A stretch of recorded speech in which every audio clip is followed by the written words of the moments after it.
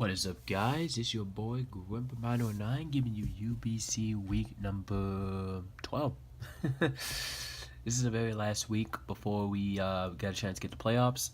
There's a good chance we may not get in because there's still a couple battles that needs to go in from other players. So we may be like in 7th or 6th place. So we'll have to see. If not, then it's been a long season.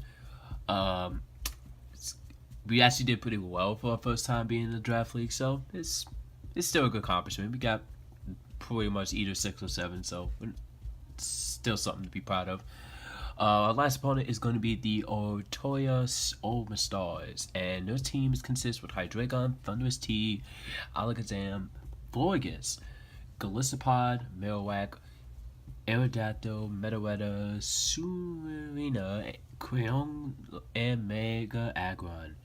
So, not really fearful of many of his mods. Mostly it's his sweepers, Alakazam, Hydreigon, and I guess you could say that's pretty much it. Like Florges, I'm not really scared of Florges because I use Florges relentlessly in UU, so I know what Florges is capable of. Golisopod, same thing, just check it, we're good. Marowak is maybe a good complication for the team, but we do have a lot of ways to deal with it. We do have rocks and grounds and water, so the chance he can still bring it just for the Rotom, but we don't have a high electric usage, so it's probably fine. I am expecting a Hydreigon, Alakazam, or Metawetta, one of those three, even though they're all the Zemu, which is kind of ironic. Those are the only three I'm really necessarily worried about because they actually can go through this team if my correct checks are gone. But we do have all Maulers to check them to see what kind of variant they're dealing with. Other than that, everything else seems like he seems to have more struggles over my team a little bit more. Like Golisopod, yeah, it is a water type, but he still struggles with defensive Lando and Scizor combined. Aerodactyl, he's obviously going to be, this is obviously going to be his rocker. I don't see anyone else other than Aggron, but I feel he's probably feeling like lead Aerodactyl is probably going to be in. I feel like he's just going to run more counter teams for me because we've been battled before and he ran so many things that caught me off guard, which I didn't check properly and I lost. If you guys want to see that battle, go check out his channel. I think he still has the battle up, but be in the first pass tournament we had to do since we're like new players. So playing for him is kind of simple. It's not really amazing. So we're bringing in same defensive Landorus. We're not bringing Scarf this week because HPS is good for the Aerodactyl lead. I wouldn't be surprised if he runs Ice Fang on this thing, so it's not going to be defensive Lander because it's not Mega Aerodactyl where it gets like the tough call boosted Ice Fang. So since it's regular, we can easily check him with Landorus. I don't think we don't get O-Cold by Ice Fang, which is nice. We do have the rocks to break any potential sash on it, so it makes it easier to take him down. U-turns, just obviously for switch significance, is pretty just a standard set. We're not really running it. This is Gen 7 stat with HBIs. Next mod is Rotom Heat with the we're running Spadef this week because of Thunderous Therian. Literally Thunderous Therian can actually go for the team pretty well, so having Spadef Rotom Heat is a nice check to Thunderous T. So Thunderous T is definitely not breaking this with Rotom. But if he does kill Rotom Heat early, then yeah, it becomes a massive problem to the team. Because as you can see, we don't really have the greatest electric resist other than this and Celebi, and I'm not confident with Celebi taking this on because of HP Ice and Dark Pulse. So next up, we're running is defensive Scizor, kind of at the backup because he does have the Golisopod, which does hit insanely hard depending on what moveset he is. If he doesn't have Liquidation, then it's going to be a really good fight for Scizor because Liquidation is the only move I can think of that can actually do really good consistent damage. Other than that, Scizor is a secondary option if Lando falls. So the Golisopod doesn't guarantee you win the game. Mullum, obviously we don't care. I'm not going to go into it. We've been playing the same set every season. So, yeah, a lot of people hate this mod. But it's so easy to kill this thing. But I'm happy this team is working with the same set. I know people are gonna probably say I should play more better, but honestly, this is the best set of Mewmore. Spadef is like the best. I love it. Anyways, we got Rest of T-Tar coming back. We're not running Fire Punch, running Superpower because just to get some good chip on the Ag one. I know he has Filter, but being a Superpower is nice just to deal with those Dark types.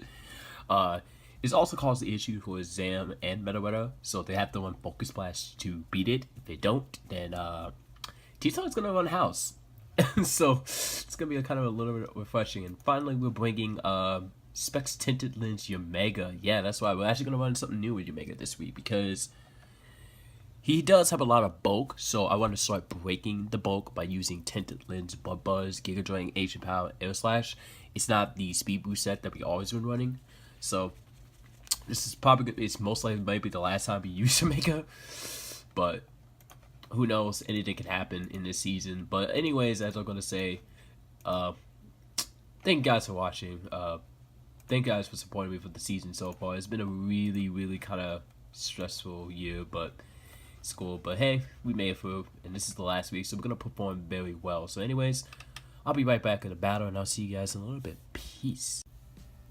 What is up, guys? It's your boy Grimmer Binder, and I'm back with the last battle of the UBC. This is pretty exciting. This is the last chance we have a chance to get the playoffs after that really bad loss. We got 5-0. So we're gonna make this the last battle. We're gonna make this the best battle what we did so far in the league. But anyways, looking at his team, he brought pretty much everything I was, well, almost everything I was expecting. I was expecting a Dragon more because like Dragon, we don't really have a solid Dragon, and it does carry Fire Blast, so it really we have no fairy to stop it. So I was shocked to see that he brought Mewmore instead of Alakazam. But Mewmore isn't a bad choice. Mewmore is actually streaming monsters and all you in the right situation. I think in this situation it does work because it actually kind of forces me to make some sacks. But at the same time, we have the same thing for him. We have the, well, besides the only thing that stops your Mega is Aggron and plus Aerodactyl. And T-Tar really does kind of mess with his team a lot if he doesn't have any like good covers for rocks. So I'm not really scared, so we're going to start the battle up with Hero, and I'm going to lead off with Landorus as he leads off with Aerodactyl. I knew this is going to be his suicidally start Maracas as the lead, so I wasn't really worried about this too much. I didn't really get scared, so I'm going to get that nice and powerful Intimidation drop on him just to make sure to check him, as I'm going to go for my rocks. He does go for the Ice Fang right off the back. We did... Earlier, I kind of was just repeating the turn because I messed up because I brought 2 bullet punches on Scizor. So we had to replay the whole first free turn, but nothing really happened. Luckily, we didn't get a crit or nothing, so that's nice. So I go for the Stealth Rise. He goes to the Ice Fang, which does absolutely like 30%. So he does go for his rocks as I go through the HP Ice on this turn, and I decided I'm just going to U-turn because there's no way he's not going to stack this thing right now. But he goes for the Roost, which I was actually shocked that he did have the Roost. But it's not really a bit too big issue. So I decided to go out in my Scizor and just default because this mindset is like there's no way he's probably going to have Earthquake just for the T-Tar. I don't think he's going to have anything for the Scizor or Stone Edge for the other type. So I decided this is a cool opportunity to go for the default. As he does go reveal he is Fire Fang, which does like 30%, which... Looking at that, it would have actually done, if he wasn't intimidated, I feel like it would have been a 2-hit KO, but because I am physical defensive and he is intimidated, it kind of makes it difficult to kill Scizor because I can Roost. Even if he did Bone, I really only need this thing Scizor for the Aerodactyl and Crayoak, honestly. So, goes up to Aggron as I believe I go for the Bullet Punch, to save Bullet Punch just to give it the Aerodactyl.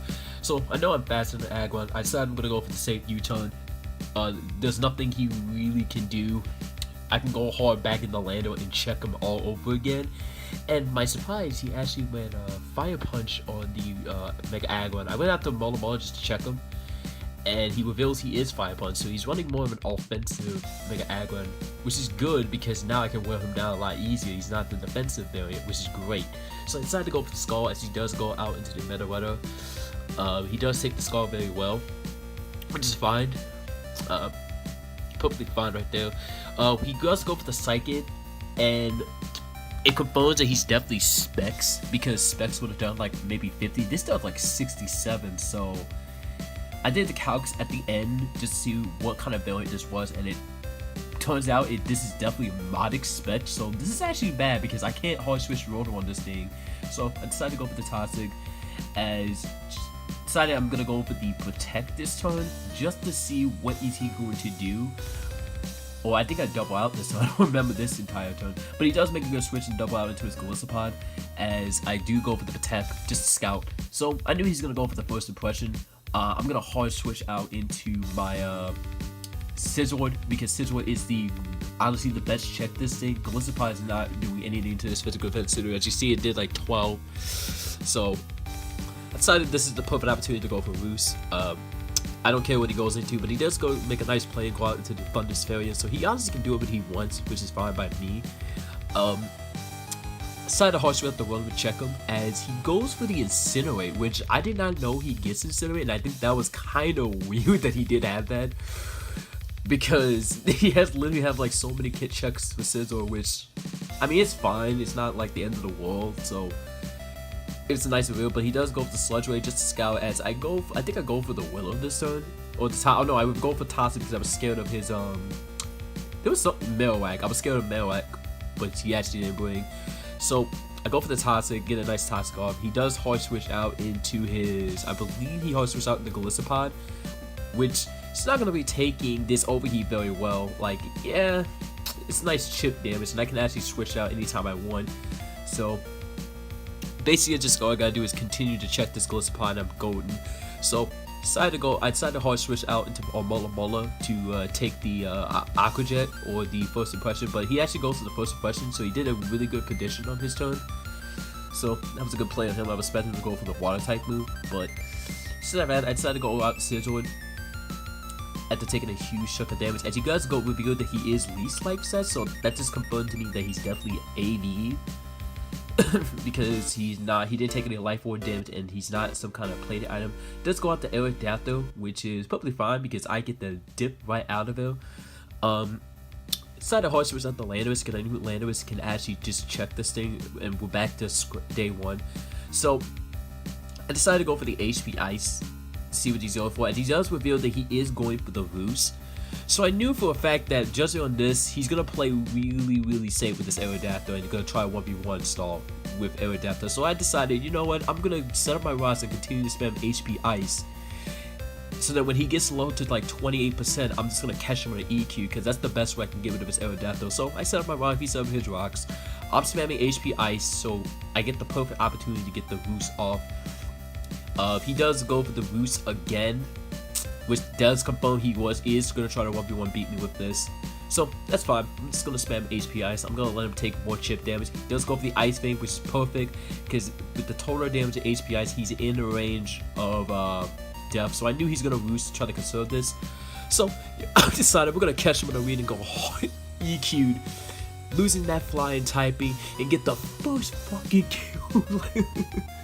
So we get the nice quick EQ kill, which is awesome. He does go out into his Crayon as a revenge kill, which not a bad play, I'm not gonna lie. So I knew he's definitely gonna outspeed because he does have crap ton of speed. So I decided to hard switch out the Rex and just trap him. So so he does go for the Freeze Shock, which actually does like about exactly 18%, which means that's perfectly fine because I get to get some really good chip damage on this thing, and I'm in a good position. So I know he's gonna predict the Pursuit. Also, the Sheer Shock again gets 19% this time, and now I'm gonna go for the Crunch because honestly, I just want to get more chip on the Mega Aggron. I didn't really care for Pursuiting because that's the only thing that stops Pursuit.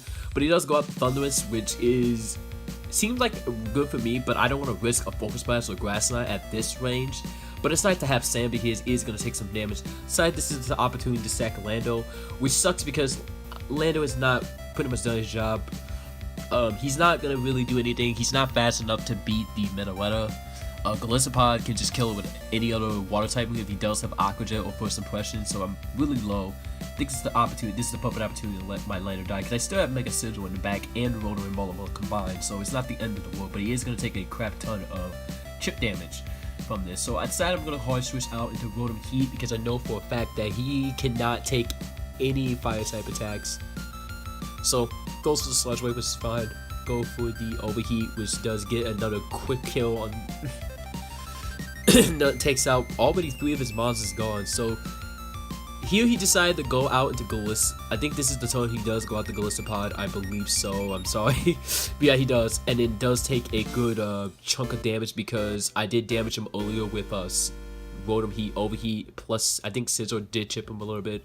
But he does go out the Meteoretta, which is good for me to get Galissapod low because that means he's going to have a lot of difficult time. I decided to sack my Rotom just to see what he's going to do as he does go for Focus Blast. So now I definitely don't want to go out into my Yamega on this thing.